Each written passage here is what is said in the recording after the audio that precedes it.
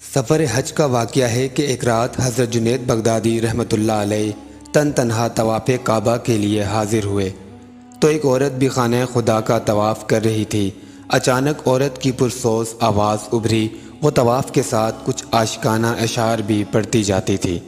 حضرت جنید بغدادی رحمۃ اللہ علیہ عورت کے اس عمل کو کچھ دیر تک برداشت کرتے رہے۔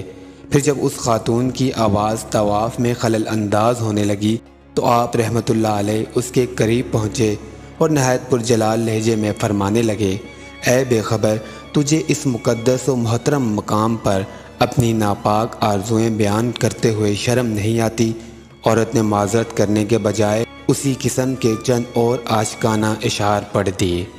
حضرت جنید بغدادی رحمۃ اللہ علیہ مزید کچھ کہنا چاہتے تھے کہ وہ عورت آپ رحمۃ اللہ علیہ سے پوچھنے لگی، میں کیا کر رہی ہوں، اسے چھوڑو، تم یہ بتاؤ کہ خدا کا طواف کرتے ہو یا خانہ خدا کا؟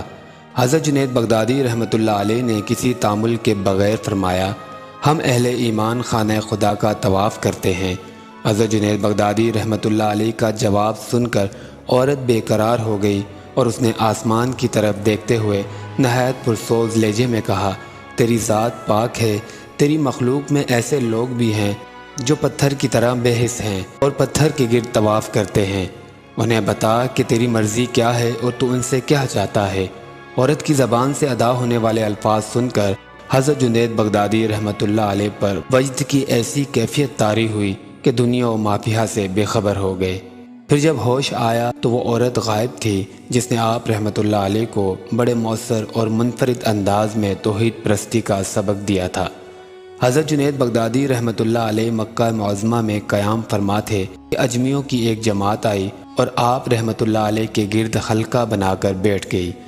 اجمی دنیا کے ہر اس شخص کو کہتے ہیں جو عرب سے تعلق نہیں رکھتا۔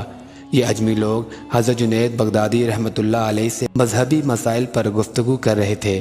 اچانک ایک شخص آیا اور حلقہ توڑ کے آگے بڑھا، پھر وہ حضرت جنید بغدادی رحمۃ اللہ علیہ کے قریب پہنچ کر کھڑا ہو گیا اور اس نے ایک تھیلی آپ رحمۃ اللہ علیہ کے سامنے رکھ دی۔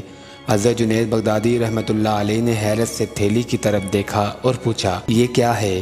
اس میں 500 دینار ہیں۔ اجنبی شخص نے انتہائی عقیدت مندانہ لہجے میں عرض کیا، میری شدید خواہش ہے کہ آپ انہیں اپنے مبارک ہاتھوں سے فقراء میں تقسیم فرما دیں۔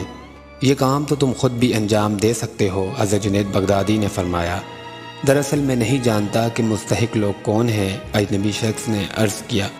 حضرت جنید بغدادی رحمۃ اللہ علیہ نے ایک نظر اس شخص کی طرف دیکھا، پھر فرمایا، اس کے علاوہ تمہارے پاس کچھ اور رقم بھی ہے؟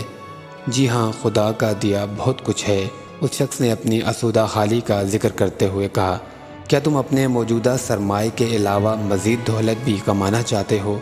حضرت جنید بغدادی نے پوچھا، کیوں نہیں؟ اس اجنبی شخص نے کہا، یہی رسم دنیا ہے کہ انسان اپنے کاروبار کے فروغ کے لیے دن رات کوشش کرتا ہے۔